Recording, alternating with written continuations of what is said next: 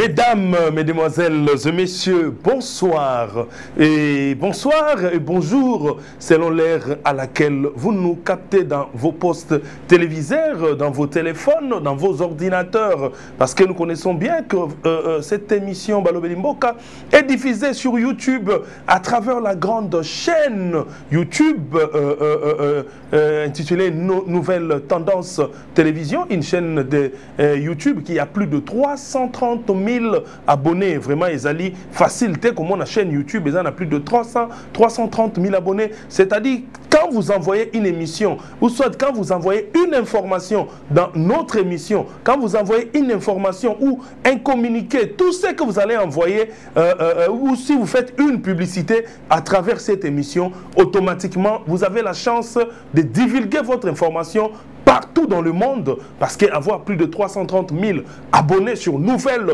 Tendances Télévision, ce n'est pas facile. Et puis, ce n'est pas tout, mais vous pouvez aussi continuer avec nous, parce que nous avions encore un autre moyen qui est notre télévision Molière Canal, qui est une télévision câblée sur satellite, une télévision qui est sur le Canal+. Votre information sera diffusée partout dans les Congo. Votre information sera diffusée en Europe, parce qu'en France, en Belgique, par-ci, par-là, il y a Canal+, vous partez au Gabon, en Côte d'Ivoire, au Cameroun. Donc, c'est une émission internationale qu'on regarde sur le plan international, raison pour laquelle nous venons encore auprès de vous pour vous annoncer que cette chaîne de télévision, Nouvelle Tendance Télévision sur Internet, est prête à recevoir toutes vos informations, vos publicités et autres. Appelez-nous à ce numéro qui est affiché. Bongo, Bandeko, Balandi, vous tous qui nous regardez, Bokamorate, c'est une émission qui s'est faite dans plusieurs langues, français, lingala, on peut entrer en Chiluba, Kikongo, Swahili, donc c'est vraiment ça, hein? Kikongo, Swahili, Chiluba, lingala, les 4 langues nationales, raison pour laquelle tous les peuples congolais qui sont au niveau des Gabon, Cameroun, Congo-Brazzaville, nous vous saluons, bonsoir à vous, et ceux qui sont aux États-Unis, nous vous dirons bonjour, bon après-midi, donc bonne soirée, donc que Dieu vous bénisse. Nous sommes là, tous les Congolais de la France, je vous salue, les Congolais de la Belgique, je vous salue. Merci beaucoup à la grande dame Louise Nkoyi. Il y a un Congolais qui m'écrit, il a dit, Moluba Bwende, n'oublie pas de dire qu'il y a un grand concert pour les Congolais au niveau de Belgique, hein. Au niveau de Belgique, c'est l'artiste musicien Ferregola qui va se produire le 7 juin, qui est donc un samedi en Belgique, dans la salle ING Arena. Donc, coup de chapeau à l'artiste, que Dieu le bénisse. C'est les Congos qui gagnent, comme nous avions l'habitude de dire. C'est les Congos qui gagnent. Donc, n'étouffons pas les Congolais à faire leur travail. Yango, je profite de l'occasion pour demander à notre pays de soutenir tous les artistes congolais qui ont des problèmes. Soutenez tous les artistes congolais, et surtout en ce qui concerne les visas pour leur déplacement. Hein, le Congo doit montrer sa valeur. Le Congo doit aider ces artistes-là, parce qu'ils partent pour le travail. Vous savez, j'ai toujours dit que le pays doit soutenir, le ministère des Affaires étrangères doit vraiment soutenir nos artistes. Maman Kaikwamba, nous connaissons bien que vous êtes une grande dame, une dame forte, de la même manière que vous êtes en train de faire au niveau,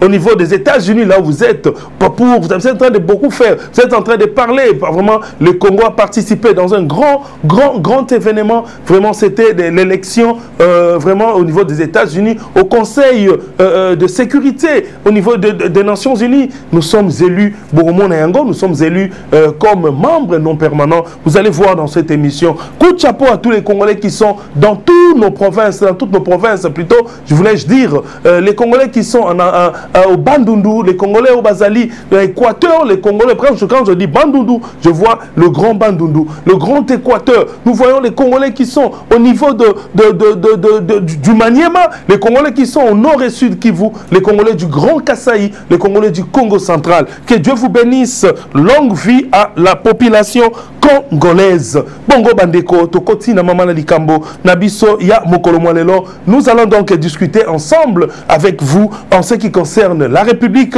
démocratique du Congo. Awa toyaka mate ya église ya ecclesia te awa toyaka makambo ya nini te kasi to traitaka ba situation nyonso, to traitaka ba problème nyonso na kati ya émission na biso. Raison pour laquelle la bokomo na soki ba dossier moko bimi entre pasteur nana ni soki ezali na lien moko ezali na likambo ko étouffer population soka bengi ngai je parle ndenge bomonaki j'avais parlé sur un dossier concernant le prophète Gilles Moulindwa et un de ses apôtres Didier oyo ba bebanaki makambo wana eza ya kosakanate oya lobi makambo oya lobi na lobaki na nyonso ete je suis prêt bato ya église ya prophète Gilles Moulindwa s'il y a le droit vous voulez répondre nous sommes là appelés parce que comme il y a eu un problème il y a menace de mort l'autre avait dit il semblerait qu'il y avait un problème il y a menace de mort l'apôtre Didier qui avait fait un message qu'il est menacé à mort qu'il est attaqué à cause il y a makambo bozali kopotana.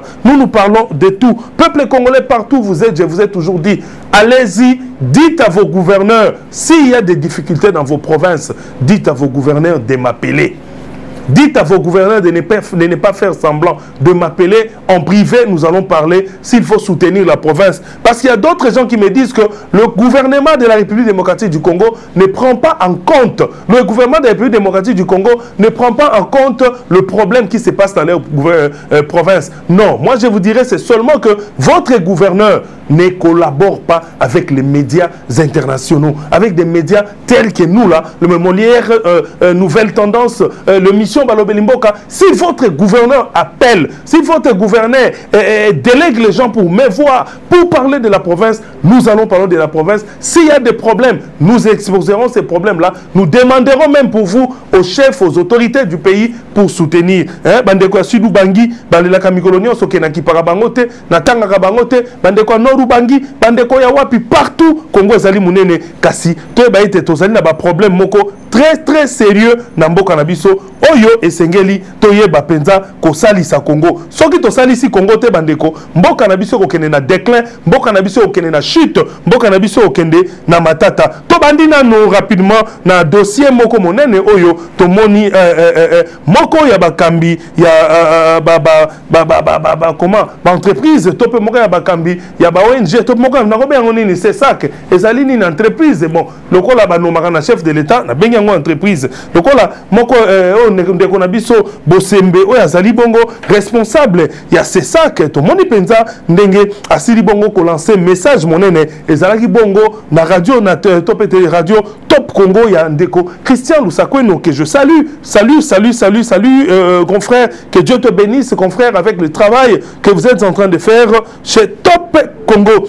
Donc raison pour laquelle monsieur Christian Bosembe a eu à dire des choses oyo ba journaliste ebele ba sepelité population pe etindelinga mikanda e bengingai robiete mulu babwende awa baza ko pekisa bino botanga kombo ya Kabila na télévision awa baza ko pekisa ete bolo balisusu likambo etali bato baza na ngambo te kasi na États-Unis to monaki Bin Laden tant Bin Laden akoisaka nini ba médias américains zayi kolobela Bin Laden ba médias américains zayi ko sala nyonso pe ezayi koleka c'est l'information donc auto bengi ko étouffer presse congolaise ba journaliste bazali ko ebisanga mulu babwende yo lokola bayoka kayo lobela likambo yo parce que étouffement ya presse na dimension oyo ezali penza malamu te raison pour laquelle tokoyo kanalo ndeko Christian Bosembe ndenge alobi ndenge yemoko lancaki message na yewana toyoka yango après tokozonga to sala commentaire to continuer émission na biso bureau ya c'est ça que zui mokano ya koyebisa na bandeko nyonso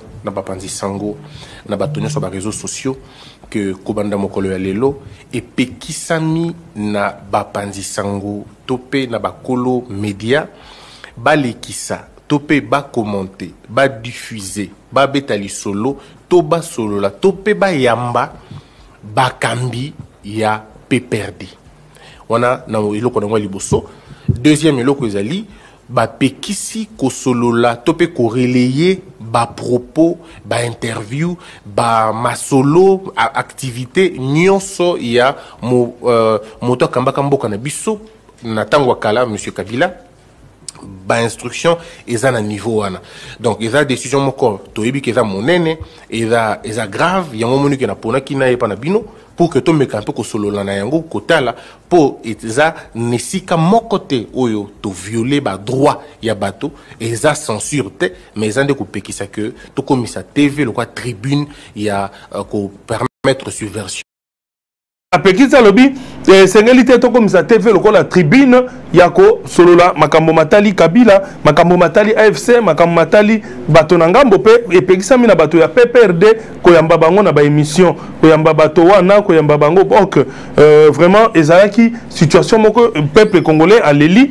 pe ba ndeko journaliste ba kolela ngai molu ba bwende na kotala makambo awa kasi botala bino moko ndeko bosembe alobaki yango mokolo alobi apekisi ete esili kasi totala na RTNC kaka lelo na tongo bakonzi oyo bazali bayebani na mboka ba mususu ba député bali bokomona bokulaka mende oyo azali honorable azali boza komona bato ce sont des grands politiciens bango basali émission moko spéciale na RTNC oyo bakotanga kombo ya Kabila na kati émission wana bazali kolobela penza émission moko spéciale ya analyse sur Joseph Kabila yango nazali kosenga na ndeko bosembe population abengi ngai pe ba jeto biso ba jeto zali koloba ete ndeko bosembe kanga kasi RTNC pe na bato bazali kosoba wana soki moyen zali okanga pe bango po ete balobeli makambo ya Kabila bakobeta yango émission moko spéciale totia bino moko bomona esalami lelo na RTNC kasi presque biso lokola toi tozali ba petit peuple bakomona biso kaka petit peuple. Or un journaliste n'est pas un petit peuple. Un journaliste il parle pour le pays, un journaliste il divulgue les informations, un journaliste est suivi partout dans le monde. Nous ne sommes pas des petits peuples où on peut nous étouffer, on peut nous interdire de parler sur les Congo. On peut pas nous interdire parce que nous sommes là pour traiter les informations. Nous ne pouvions jamais demander aux Congolais qu'il faut soutenir les rebelles. Non, ça on ne peut jamais le faire. En tant que journaliste, je ne peux jamais demander au peuple congolais d'aller soutenir les rebelles. Ça c'est faux et archi faux. Donc les Congolais doivent être unis. Il faut qu'il y ait l'amour de la patrie. Vraiment que le Congolais soit unis. Ils doivent tous être unis pour éviter tous ces problèmes dans notre pays. Donc aujourd'hui, on tient la vidéo. Peuple congolais à mon endenge RTNC, yango moko chaîne nationale. Ezali kolobela histoire ya Kabila bakotanga Kabila na makambo nyonso azali kosala kasi biso ba oyo tozali kosenga na ndeko Bosembe avec tout le respect qu'on vous doit nous demandons à monsieur Bosembe okanga RTNC bakanga RTNC po ezali kobeta lisolo oyo ya kombo oyo pekisi bakobeta yango pe soki ya moyen bolandela pe kasi ba ministre bazali ba autorité bazali wana tomoni papa la mère Mende tomoni bato bazali wana na ba autorité mususu totala nanu image oyo ya lelo na tongo na RTNC. J'ai eu de contacts, j'ai consulté les chefs d'État, certains chefs d'État en fonction et anciens chefs d'État. Bon, maintenant, il arrive là-bas. C'est pour quoi faire? En fait, ne faisons pas l'hypocrisie. Notre thèse à nous, c'est de dire c'est l'agression qui prime. Le problème ne manque pas entre nous. Mais le fait que le président Kagame soit là avec son armée, tuant nos compatriotes, pillant nos richesses, c'est un cancer qu'il faut extirper du corps de la République le plus rapidement possible. Mais il va là-bas et il commence à rassembler les gens autour de lui. En fait, vous avez trouvé les mots. C'est pour légitimer la rébellion, pour légitimer la présence de l'armée rwandaise au Congo, c'est pour donner un visage congolais à la crise. Et du coup, on est dans la présentation du président Kagame, c'est-à-dire qu'il est entré en tout cas de les déculpabiliser, de les blanchir pour que, par rapport aux initiatives internationales, la vision change. C'est ça. Et enfin, ce qu'il fait, je n'aurais pas souhaité qu'il fasse ça. À sa place, j'aurais pu lui dire, la première chose à faire, c'est de rencontrer le président Tshisekedi. Il a reçu l'ancien président du Nigeria, là, Obasanjo. Moi, je pensais que Joseph Kabila allait lui dire, d'accord, mais je vais rencontrer d'abord le président Tshisekedi pour qu'il se parle. Mais il passe là-bas. Il est maintenant chef de la rébellion. Tout ce qu'il a dit et tout ce qu'il fait, ce qu'il est en train de faire, c'est de montrer à la population du Nord Kivu que non, il n'y a pas de problème. Il n'y a pas de problème, comprenez, tout ça. Et bon, maintenant... Bouti comme on a bien moko ndeko azali kotalisa penza baza kosala émission spéciale koluka kotalisa mosala nini Kabila azali kosala pe nini azali kosala donc to lingaki kaka kotia et chaki vidéo oyo pona kotalisa quand même ndeko Bosembeke et il y a des choses et puis il y a la manière où les Congolais peuvent parler. Les journalistes ne peuvent pas parler na bateau baza kosala biso mabe, ne peuvent pas parler du bien ya bateau wana. Il faut que l'obela kotalisa na peuple congolais juste le mal qu'ils sont en train de faire dans notre pays.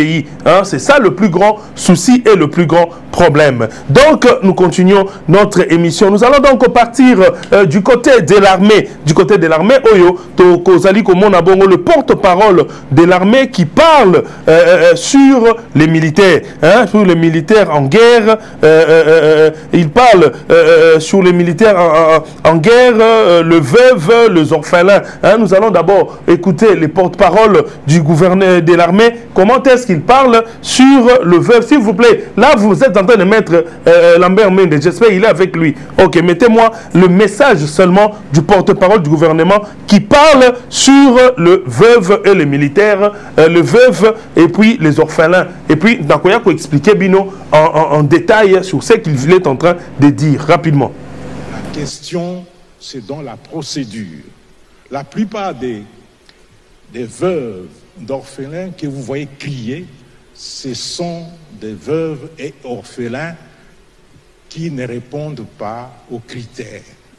Et chaque fois lorsque l'inspectorat général descend sur le terrain pour contrôler, il y en a qui n'arrivent même plus puisqu'ils n'ont même pas les dossiers appropriés. Mais général, sur cette question, vous allez continuer. D'accord. Quand vous dites qu'ils ne répondent pas aux critères, qu'est-ce que cela veut dire? Parce qu'on ne peut pas se présenter soi-même comme veuve ou orphelin de militaire sans que l'on ait eu un mari ou un parent militaire. Oui. Un exemple. Le soldat X vient de terminer la formation. Les gens qui ont été recrutés dernièrement, ils ont terminé leur formation. La loi dit qu'ils doivent s'engager pour 7 ans d'exercice. 7 ans, les soldats. Et pendant ces 7 années, avant de renouveler son engagement, son contrat, il doit rester célibataire sans enfant. Il doit rester célibataire sans enfant. Mais lorsqu'il est aux opérations, et il se marie, ce mariage est illégitime dans les yeux de l'armée, puisque l'armée ne prendra jamais en compte ce mariage-là, même les enfants qui sont nés de ce mariage. Pourquoi? Parce que la loi dit que le soldat doit rester célibataire jusqu'à l'accomplissement de ces 7 premières années. Et oui. Vous avez promis d'être pédagogique. Voilà. Quand vous dites soldat, ça veut dire c'est lié à l'âge, c'est lié au jour où il commence dans l'armée. Il faut nous expliquer parce que... Si je parle des soldats des rangs. Soldats de rang. Des soldats des rangs. Ça veut dire c'est lui qui sort de la formation. De la formation, il est deuxième classe, ou il est première classe, caporal, disons oui, caporal. Tout ça, ce sont des soldats des rangs. Il y a des principes qu'on doit respecter. Pour les officiers, c'est la même chose. Je vais donner un exemple. Un officier qui va au front, l'officier, on ne peut pas trouver un général célibataire quand même. Il n'y en a pas.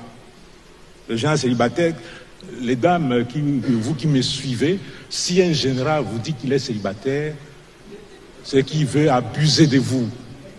Il veut abuser de vous. Un général célibataire n'existe pas. Et lorsque le général se déplace aux opérations, un colonel se déplace aux opérations, le lieutenant, tout ça, il a son épouse quelque part enregistrée dans la base des données de l'armée, la base des données administratives. Mais lorsqu'il part, il trouve une femme quelque part. Je pars par exemple de l'Équateur à l'Équateur, là où il est en opération, ou à Beni, là où il est en opération. Et la femme va croire que c'est son mari. Mais le jour où le contrôle vient, on vous demande d'apposer les doigts dans les dispositifs. Il n'y a rien, il n'y a aucune information qui sort. Et puis lorsqu'on contrôle, on met le numéro matricule du militaire, on voit la photo et les informations de son épouse légitime. Et dans ces cas, que devient cette épouse-là, les Yakatofanda, que les militaires attrapent partout à travers leur campagne? C'est ça le grand problème. Mais le problème n'est pas là. Le problème, c'est que si le militaire se marie, alors il faudrait que ce mariage soit légal et légalisé.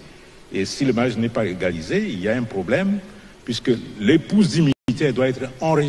Que nakanisa bouti kolanda bongo au bazali kobenga bongo le porte-parole ya FARDC yenda zali chargé porte-parole penza ya FARDC mo bimba tozali kobenga général azali général major soki na bosanité donc azali porte-parole ya FARDC bouti kolanda bino moko lolenge nini asili bongo ko expliquer likambo oyo ba mama veuve ba benga kangai ba mama veuve général major na kombo ya Sylvain Ekenge boyoki ndenge a silikoloba likambo ya makasi o ezali ko régner na likambo ba veuve militaire bazali kolela na ba province mokonzi alobi boy soldat de rang tanga outil formation tangu soldat de rang a outil formation abimi na formation avant akoma enregistré comme marié avant l'état ayeba été assis à bala et sengeli asala 7 ans ya célibat pona l'état tango eko kota musala soda o ba utaka formation to benga soda de rang o auti formation abimi recrit likili akobanda musala na ya soda sika soda ya mulongo to bengaka avant ba enregistrer que non ngai na bali akei ko s'enregistrer légaliser libala na ye to pa akei ko bala l'état était ngana zana mwasi il faut asala nanu 7 ans na armée comme célibataire l'état senga ko soya en charge pendant 7 ans na armée comme célibataire wana soda ya mulongo kasi pona ba officier ba officier ezali soki mobala za officier ba pesi pe ndingisa ba officier problème na bango ezali nini mama yo yebaka ete papa soda papa officier azwa yo nde mwasi na ye nzoka papa soda enregistra déjà mama mususu o tobengaka mama kulutu we respect ezali boumbu te donc papa commanda mobali na otango mususu enregistra déjà mwasi moko na kati yango tango yo mama oyebike ngai nde mama colonel ngai nde mama major ngai nde mama veuve ngai veuve ya major tel ngai veuve ya colonel tel okobete mapeka tango bamemi bino na contrôle tia musapi mama batala soki yo eza yo te tango bango bako vérifier à partir ya matricule mobali na yo bakuti kombo ya mama Marguerite yo mama Agnès mais bakuti kombo ya mama Marguerite nde adwaka misolo en tant que veuve eloko wana ezali déjà bango pe ba pousser ba raison ya makambo mingi bozo mona ke ba veuve bele ba kolela ke mbongo ekatami donc il lisusu na likambo mususu a expliquer. Le général Sylvain Ekenge azali porte-parole ya forces armées congolaises alobi ete soda tangu yo kei bitumba batindi yo na front okei na front yo kei kuna okei kobala mwasi kuna na ndenge na yo na front bango batindi yo bitumba batindi yo kobala te yo kei kobundela mboka okei kuna kosala musala na front yo kei kuna bandi kobotisa mwasi obotisi ye basi mpe lokola talike mobali nga toboti bana mama bandi mpe kobeta ntangwa ngai nde veve tango basuetaka liwa te komboka esuetaki liwa mpona mosoda wana te tango soda wana akufi automatiquement mama bandi komona ete azali veve ya major Songolo tope veve ya capitaine Songolo veve ya lieutenant Songolo veve ya caporal veve ya sergent Songolo nzoka na mobeko ya mboka na biso tangu soda batino na bitumba yo ke ko twa mwasi kuno botisi ebana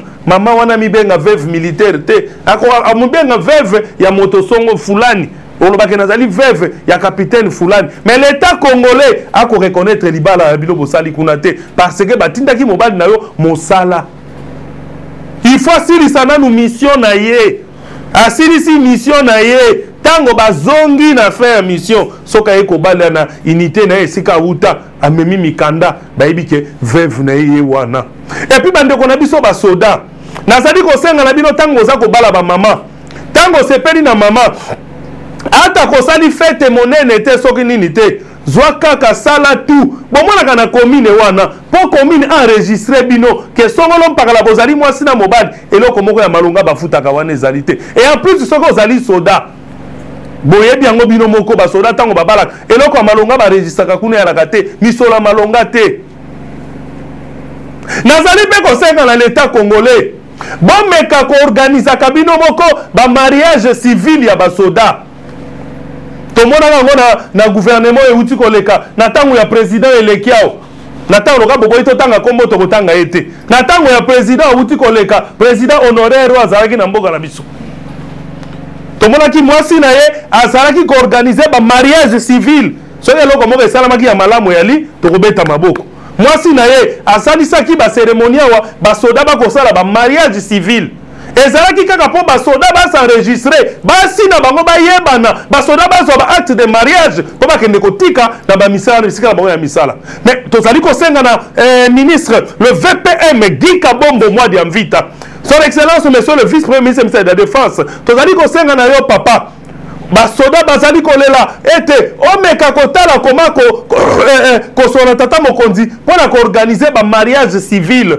ya basoda parce que baveuve leo bazali kolela parce que mibali na bango baenregistra bango te na enregistrement na bango kuna bokosenga bango acte de mariage bango balobi ete bazi na misolo kokende osaka bamariage kilikili wana te yango tokosenga na VPM Guy Kabombo Mwadi ya Mvita son excellence ministre monsieur le vice premier ministre de la défense osalisa bamama osalisa basoda po ete basoda bazali kolela epai na yo osunga bango pour que basala bamariage civil bakoya lisusu na mbeba oyo te ezalaki bongo message makasi oyo basoda basengeli bayeba ete soki ozali réécrit oyo baduyo na mosala okomi soda kowela te mbala moko mwasi na ngai papa osengeli okokisa nanu 7 ans bakoconsidere comme célibataire pendant 7 ans soko 7 ans nkoki nde wana okodéclare sikoyo ke nazalaki na mwasi naza na mwasi na bandi mpe na kobota parce que esengeli eloko nyonso mibeko esengeli ezala merci beaucoup na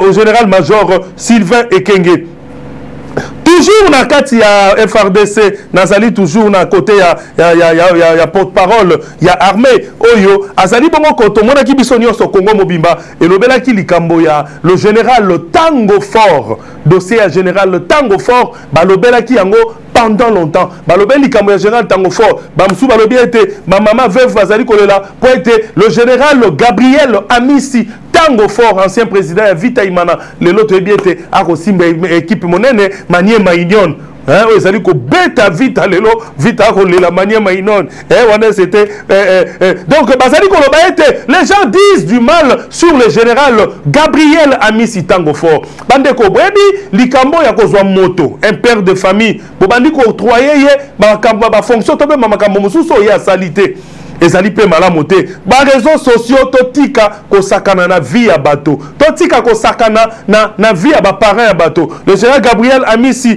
Tango Fort azali pe na famille na ye Baby, le col avec qui n'est GG Tango Fort que je salue GG Tango Fort. Azali na famille monene tango za kolobake ayibi ba millions de dollars akimi akei na M23. Est-ce que boza koyeba comment bozali ko bebisa moral ya soda, bozali ko bebisa moral ya inspecteur général ya FRDC. Azali na 4 étoiles. Donc, Yangoto Landabiso Nyonso, le général-major Sylvain Ekenge, Azali Bongo, porte-parole ya FRDC, Ndenga Azali ko expliquer, les ont dit, biloba loba nabiso, toko loba loba, pour la discrédibilité, ça dit pour la discrédité, comment, discrédibilité, Yangwana, tout à l'heure, ça là, ko ba discrédit, ya vie, ya moto, ko luka ko bebisa. Totika ko discrédiser mutu, kakaboe pamba. moto abato azali na ye na armée afandi kimia bino boko luka ko bebisa ko lobaita komi côté ya rebelle boyebi ndenge nini bozo bebisa moral boza ko bebisa parcours na ye ezali soni tolanda biso nyonso le général major porte-parole Sylvain azali porte-parole ya FRDC. Le général d'armée ami Sekumba Gabriel, il a fui aujourd'hui. Puisque c'est vous qui me donnez cette information-là. Mais je suis sûr que s'il nous suit, il est en train de rigoler dans sa maison. Puisque hier, j'ai parlé avec lui. Hein, le communiqué que vous avez vu passer à la RTNC sur le contrôle biométrique, le contrôle de l'inspectorat général qui est prévu, c'est lui qui me l'a envoyé. Bon, je ne sais pas s'il est parti aujourd'hui, mais j'ai doute fort. Les millions d'argent issus de la rente de survie des dépendants. Lui, il ne les gère pas. Lui, son rôle, c'est contrôler et rendre compte. C'est ça le rôle. C'est l'IGF de l'armée. L'IG, Inspectorat général de l'armée, c'est l'IGF de l'armée. L'IGF de l'armée ne touche pas aux espèces. Oui, c'est contrôler les fonctionnements de l'armée, contrôler comment on gère les ressources humaines, les ressources matérielles, les ressources logistiques, contrôler comment les finances sont gérées et y faire rapport au ministre de la Défense. Il ne gère pas des millions, à part ses frais, les frais de fonctionnement qu'on lui envoie. Eux, il ne gère pas des millions. Et je ne sais pas. Je ne sais pas s'il a fui, mais moi, au niveau de l'armée, nous n'avons pas cette information-là. L'Excellence a toujours parlé des gnosologues. Ah, peut-être au niveau de ces gnosologues-là, ils peuvent nous donner les précisions, mais moi, j'ai parlé avec lui hier. Non, c'était avant-hier. Avant-hier soir, il m'a appelé, il m'a dit qu'il allait envoyer les communiqués, je l'ai envoyé à la... Donc, le général-major Sylvain Ekenge a bien dit, les gnosologues Bazali, ceux-là qui prétendent tout connaître. Hein, vous voulez discrédibiliser quelqu'un pour rien. Donc, Ezali Malamouté, parce qu'il a dit qu'il a parlé, j'espère avant-hier, hein, avec le général, comment dirais-je, le général d'armée, hein, Azali na 4 étoiles, le général d'armée, l'inspecteur général de FRDC, Gabriel Amissi. Tango fort, il a parlé avec lui, il a dit, d'ailleurs, Makambu ya mbongo bo lobana, ye mtasimba kaba million wanate, yete, botika koko c'est la moto, Makambu, tu es bien intelligent, ami, c'est déjà moto ya misolo, abandi armé lelote, penza, boyebi yango, botika bi loba, botika kopako la moto salité, tango moto sali likambote, botika ye, bozala na bolingo, ezali Congo, esengeli tozala uni, pour que Makambu salama malamu. Merci beaucoup, na ba information oyo, ba pesibiso, et pas y apporte parole, il y a FRDC, banyonsologue, botika bizaleli wana, et zali bongo mabe na oyo, bozali ko sala, bozali ko bebisa, réputation ya République démocratique du Congo. Bongo bandeko, toko zali toujours ko continuer makambo etali République démocratique du Congo. Total la penza mingi na oyo zali ko tala mboka na biso lobi molulu monene salamaki na ngambo ya États-Unis d'Amérique oyo to moni bongo mboka na biso Congo esili bongo kozwa penza esika na kati ya Conseil ya sécurité dans le monde, le Conseil de sécurité ya Nations Unies. Mbana mozali komoma Maman Thérèse Kaikwamba oyo azali ko vote monene salemaki penza wana ba pays tondaki et turuku ya bamboka beaucoup de pays, mais la République démocratique du Congo et ponami to monaki tata mokonzi ekolo ndeko Félix Antoine Tshisekedi asalaki campagne monene pona makambo matali Congo pete tozali ko participer na vote monene pona o etali ba voter biso tozala membre non permanent na kati ya Conseil ya sécurité ya Nations Unies ndeko Félix Antoine Tshisekedi Bazali Mokambi à Congo, excellence président de la République, à ça qui campagne mon nene pour être soucié à ça qui était Mboka Nabiso Sengeli, tout participer à la réunion, il y a minene, il y a conseil à sécurité. Parce que ceux qui ont participé à la réunion minene, il y a conseil à sécurité. Tobanda Koyeba déjà en avance, Makambo Mosusu, et puis Barobanda Ropé Sabiso respect, Makitao et ça les Maka, Naba Mboka Pona Koyeba Keno, Mboka Oe Sengeli Boy, Mboka Oe Koisami, Rebelle et Sengeli Kosa, décision minene, Tobanda participer à la réunion, moi, mon la biso, Basakana na Congo, ezalité. Na Sengeli Susu Botondi, na Tata Mokonzi Ekolo, parce que diplomatie, Tokoloba, Oba Bande Kwa IDPS, Walobaka, diplomatie agissante, Yango Wana, total non Mokonzi Mboka, le lenge nini, Asalaki, Penza, Milulu Wana ya campagne, Oyo, Poete, Ezalaki Souci Makasi, Zambia Pambolaye, Pe Congo Mobimba, na Ebefort et Salami, sans oublier, Maman Nabiso, Thérèse Kaikwamba, Maman, Zambia Kusamba, vraiment. Le candidat au Conseil de sécurité, c'est bien plus qu'un privilège, c'est une mission. Une mission pour porter la voix de l'Afrique, ses aspirations et ses solutions au cœur des débats mondiaux. Pour la République démocratique du Congo, c'est l'occasion d'affirmer notre vocation de pays pivot au carrefour des dynamiques africaines, un pont entre les peuples et les régions du continent. Ainsi, nous venons devant la communauté internationale non pas comme des solliciteurs, mais comme des partenaires porteurs de solutions.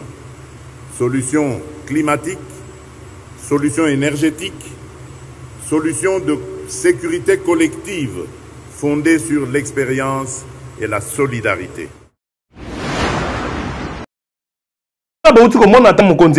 Félix Antoine Tshisekedi Tshilombo qui vient de parler, vous venez de comprendre que Alobi Ezali très important pour Namboka Kozalana et Sikawana Yango Wana Bandeko et Sengelito Bisomoko peuple congolais Toe Bakapel sous Kozalaka na ba valeur Biloko Otomona Yango et Salamana Congo Soki Natali Malamu na Monaki Penza et Utakala à l'époque il y a Tata Maréchal Mobutu à l'époque Tata Maréchal Mobutu Soko na Bosani Bambamvu et Tozalaka pe membre ezalaka na 1982 de 1982 à 1983 Congo ezalaka membre ezalaki ko siéger comme étant Otali Kobenga membre non permanent de 1990 à 91 hein donc de 1990 à 1991 pe lisusu soki na bosanité hein binope boyebi ezali eloko moko ya malonga totala siko milulu yango to mona mama na biso Kaikwamba lolenge nini a participa qui peut voter qui peut ndenge sengwezalaki tango Congo démocratique alongaki la RDC élu membre non permanent du Conseil de sécurité de l'ONU. Ladies and gentlemen of the press, today marks a defining moment for the Democratic Republic of the Congo. With humility and determination, we welcome the decision of the United Nations General Assembly to elect our country to serve as non-permanent member of the Security Council for the 2026-2027 term. On behalf of the President of the Republic, His Excellency Félix Antoine Tshisekedi Tshilombo, and in the name of the Congolese people, I wish to express our deep and sincere gratitude to all member states that supported our candidacy.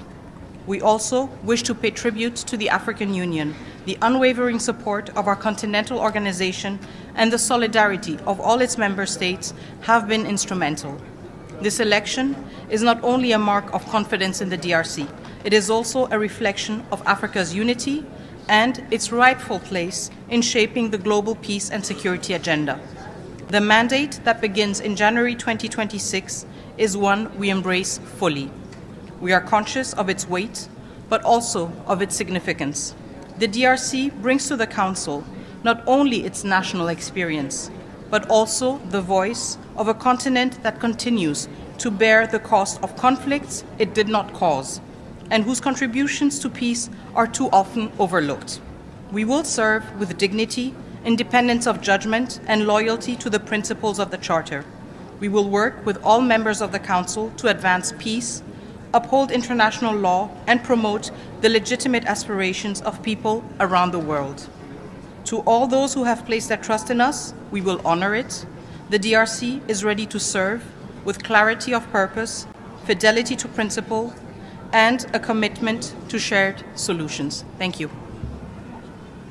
Will PRC put more focus on the issue in the bauti komona bino moko engambe na bengie engambeze mama moko ya bumpikiliki mama Thérèse Kaikwamba mamu nzambe akusamba donc mama oyo nda représentaki biso boza ko kapenza tata mokonzi ekolo ndeko Félix Antoine Tshisekedi Tshilombo ba ministre bango ye uzomona mama aza kusala musala uta bandi musala mama Thérèse Kaikwamba uta bandi musala akosala musala na ye na nkonzo nyonso akosala musala pona kolakisa ete azali patriote na ya malamu na République démocratique du Congo ezate ba ministre mosusu kotondisa ka libumu ko wayaka na mboka ba wa atozo kene komele masangana ba makango na yo kaka wa okokenda hotel kaka wa balabala ekoma na girofare lokola eloko mosusu nayebi te bakoki kobotela bango yango te babotele bango ba girofa ba police ba biro ya police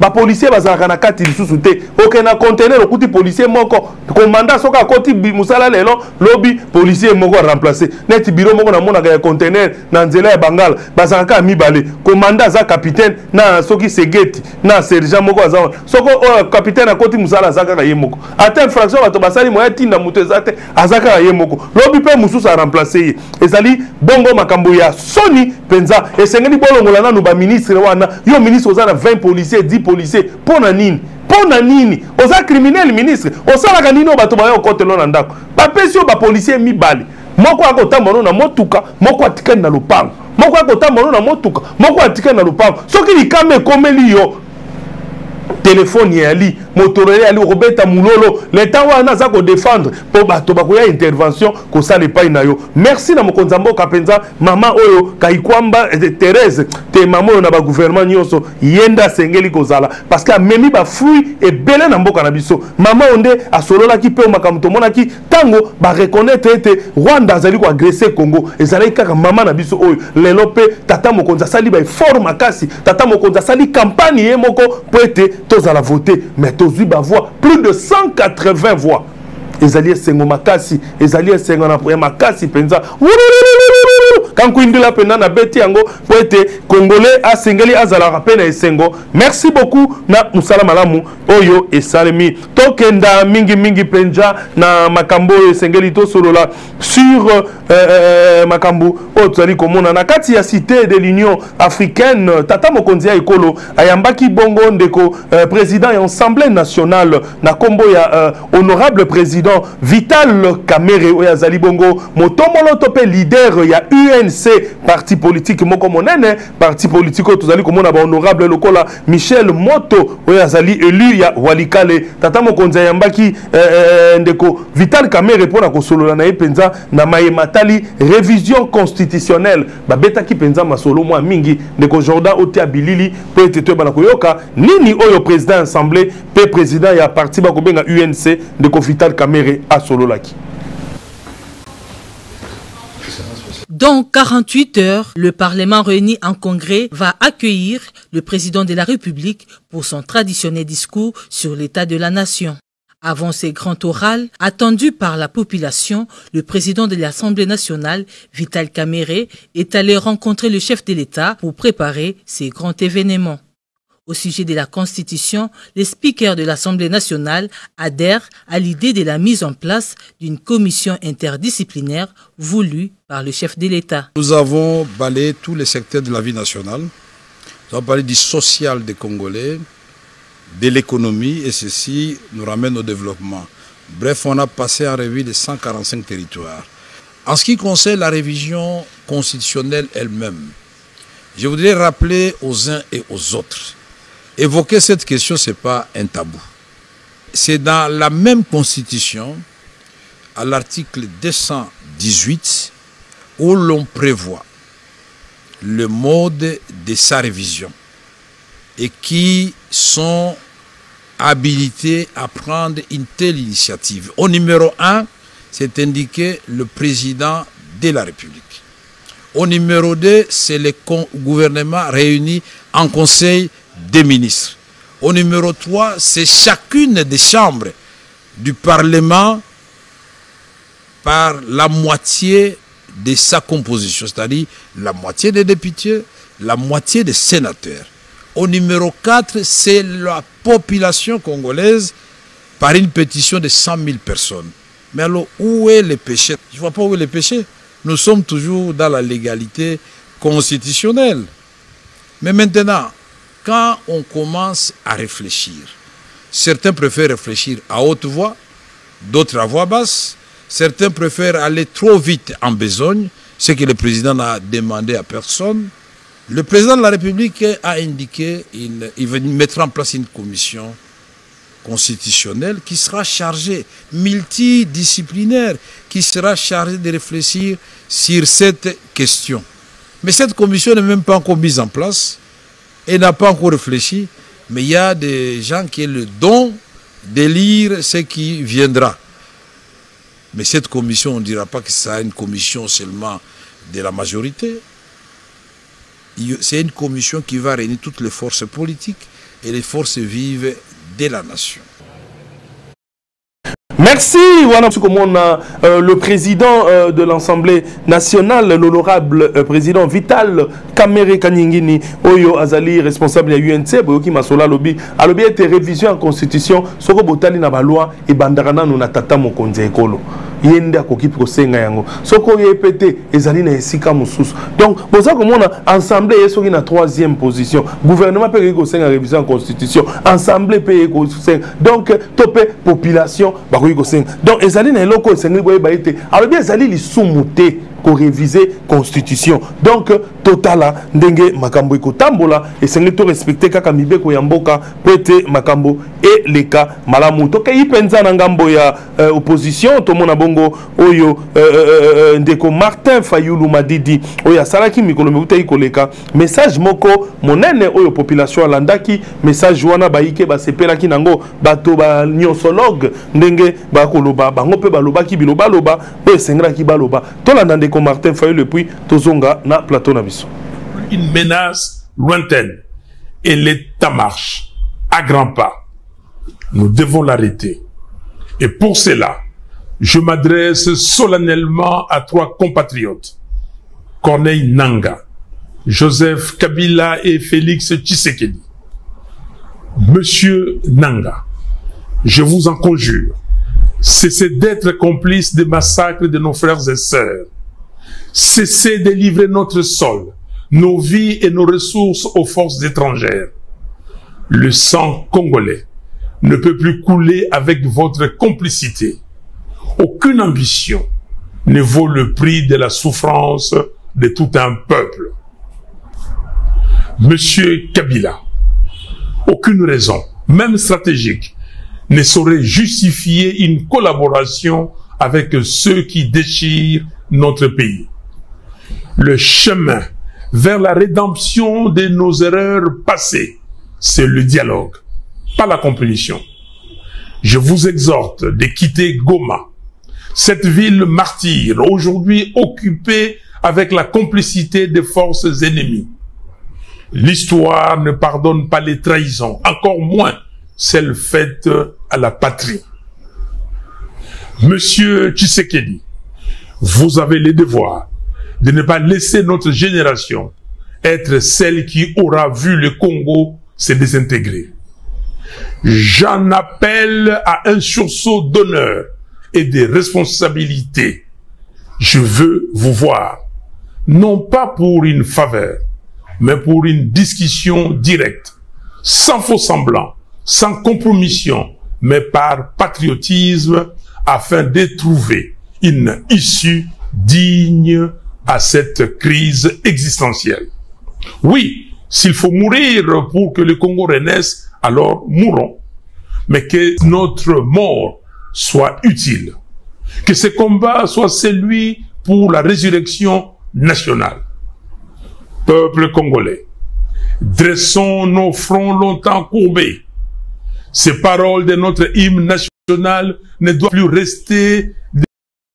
Voilà bauti koyoka ma vraiment disikulu ya ndeko Martin Fayulu oyo alobaki pona makambo matali mboka alobelaki bandeko misato atangi nanga atangi Kabila pe ndeko Tshisekedi alobi makambo mamutuya kasi tolanda sikoyo ndeko Martin Fayulu toujours na vidéo mosusu comme invité ya TV5 Monde et Afrique tolanda ye toyoka babiano apesaki na mituna batuna kiye militaire pour sortir de la crise et il n'y a que le dialogue.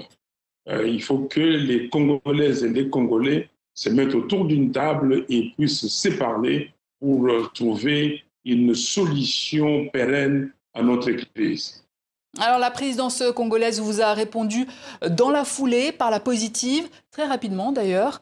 Vous ne lui en voulez plus alors à Félix Tshisekedi, vous qui l'avez pendant longtemps accusé d'avoir volé la victoire en 2018. D'ailleurs, sur votre compte X, il est toujours écrit président élu. Hein? Je suis toujours président élu, on ne change pas des choses qui ont été établies et décidées par le peuple. Monsieur Kabila, M. Nanga et M. Tshisekedi se sont complotés contre les Congolais. Ils ont fabriqué les résultats et ils ont donné les résultats qu'ils ont donnés. Donc ça reste, c'est éternel. Mais maintenant, il faut rester à ce niveau-là ou bien il faut aller plus loin pour trouver des solutions à la crise. Et la crise est profonde. Et cette crise veut amener à la balkanisation de notre pays. Et je connais l'histoire de ces pays. Je sais ce qui se décide pour ces pays.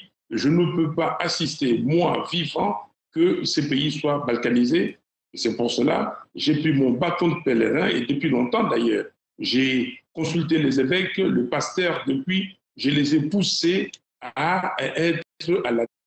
Donc, Bouti Bino Moko Koyoka, le Lengendeko Martin Fayulu, à Limbo le Libino, parce que Azali Koloba, Makambo, Ba Ike na Koyeb Sabino était Congo et Zali Mboka Nabiso, Azali opposant à Mboka, Soke Sengi Kosolola, et Sengeli Penza Bofungwela Imotin, Tofungola Motema, Tosolola entre les Congolais, pour na kozwa ba solution na Makambo Matali Biso, Tozali Bana Mikete, Bazali Batata, Mi Bimba, ba responsable à ba famille, et Sengeli Te.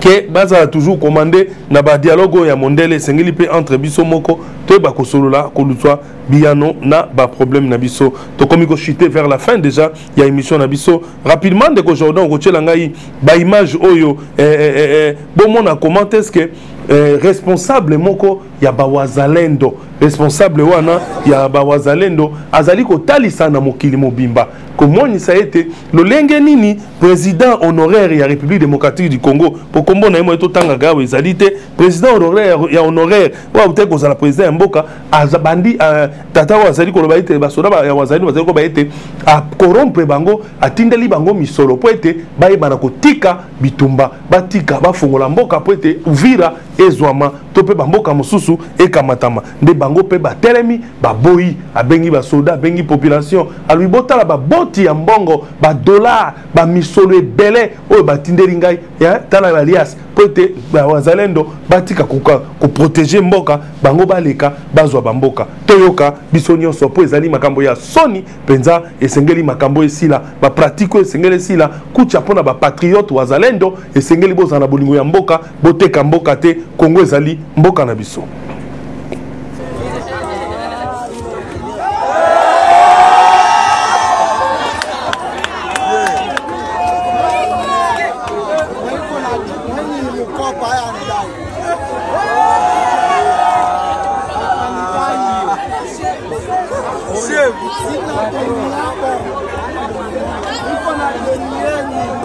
Mama yangu sina deni yako, niko na deni yenu, niko na deni yenu.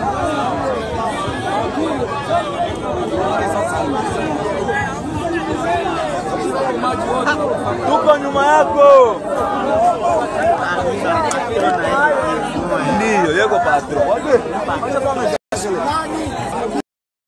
Oyoki alobi ete azana nyongo na bango te abi ya zana nyongo na bango te bango de bana nyongo ya population na mambi oyo basala peuple coup chapeau na ndeko oyo ya patriote na musala makasi asalaki a pensant to kende rapidement na illustration ya image oyo tango babengisaki ndeko Constant Mutamba na cour ya cassation akendaki penza na bavoka na ye atambolaki wana bozali komona bokoti na ye ndenge akotaki penza population ezalaki kozela ye libanda yaki na yango kasi kokota kuna bakota kokota yo moko po ete yo moko nde mokolo na likambo okokende osolola penza wana bozali komona mwana mboka Constant Mutamba azali ministre d'état ministre ya justice ye wana na avocat na ye tango bakenda kosamba papa miluli makelele tout etika libanda ye moko nde akoti bino bato bobetaki maboko bozela libanda kasi ndeko Constant kendaki pe babengisi ye lisusu aya bongo mokolo mwa le 6 donc makambo akendaki esili te bakoyamba ye lisusu le 6 akokende toujours kuna na cour ya cassation sima wana milulu nde ndeko Constant Mutamba asangisaki population elandaki ye esanganaki penza ebele mpona koakompagne ye wana ezali makambo ya politique bongo lisusu bandeko ya motolingi tosilisa penza tokenda du côté ya Mbandaka na centre ville lolenge population etomboki na pollution o bozali komona mulinga oyo ezali ndako eziki te mulinga oyo botala bino moko likambo ya 145 territoire tangu nalobaka ete Bobo Boloko azali gouverneur moko incompétent Bobo Boloko 145 territoire mituka ya 145 territoire tala mutuka ya 145 territoire bazwi lisusu elongi ya président de la république babambi na mutuka oyo ezokosumba milinga oyo lokola eloko monene boyebisanga no programme ya programme présidentiel oyo batie pena soni bokofingisa tata mokonzi eko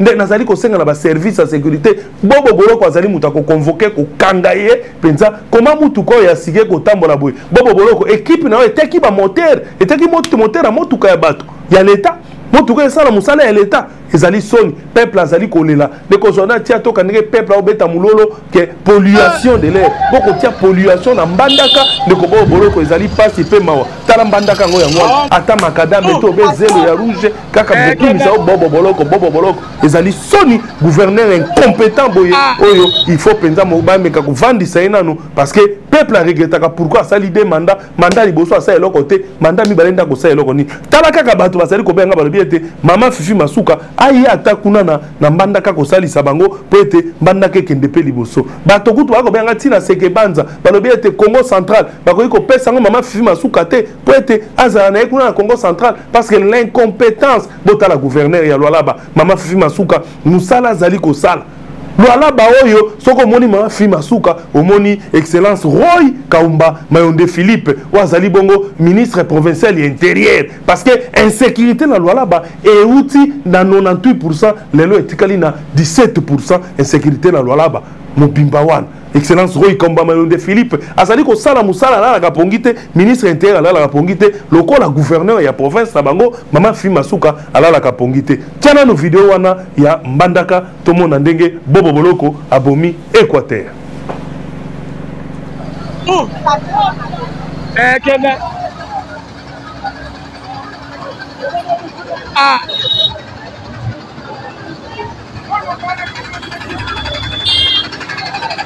na bino moko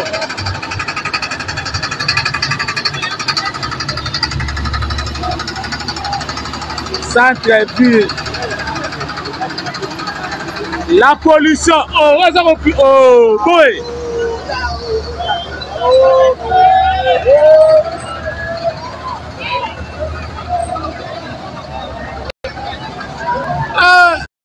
merci bandeko balandi ya émission balobeli mboka lolenge bosili kotala émission et natondi bino botondi po ete Congo ezali mboka na biso esengeli to zala na bolingo na yango nasengi merci na bakongolais nyonso batali biso na bosana katelu tout la trading compagnie société ya mwana mboka ya solo peuple congolais yo lingiki mona meso tika konyokwama na ba construction na ba place moko ya mabe luka lutula trading company ya kopesa au conseil que awe siko kotonga bo société ya mwana mboko lingi batongela yo ndako yo za na poto famille eza kolia yo mbongo benga topesa au lutula trading company olingi video surveillance ba surveillaka otalaka na musiko za na poto monaka immeuble na yo omonaka ba activité na yo obengi biso to installer lo ba caméra toujours na compte ya lutula trading company. Merci beaucoup na ba congolais nyonso bazali kotala biso bongo nazali kotonda. Merci na PDG Gilles Olango PDG ya lutula trading company. Merci na binonso botali biso lelo na bosa na kate kotondo botondi na otozali kobenga ndeko Benjamin Bonza wazali bongo motasimbi finance ya Molière Canal Benjamin Bonza mobali ya mama Meda Mbombo nzamba batela couple na bino. Merci na PDG Jerry Nembalemba le PDG ya Molière Canal. Merci na otozali kobenga le DG to coordonnateur Alain Dele nouvelle tendance on a ebsaki bino chaîne ya YouTube ezali na top yaka na publicité yaka komona biso nouvelle tendance ezali na plus de 330 000 abonnés ezali ba abonnés ya solo ba congolais banani ba étranger tadi okotalama partout dans le monde entier. Merci na Jordan oya Simbaki Bongo réalisation mixage Peño Sokuna na Bosanité Corneille Kasonga et P Gédéon Bongo Bandeko na kosenga na bino bopesa confiance na nouvelle tendance télévision, confiance na Balobeli Mboka, confiance na Molière peut-être et si quelqu'un a information à solo. Merci, je vous laisse à la prochaine. Ndeko Ted na Molière DJ Lutadila na Bosané Binote. Allez, ciao.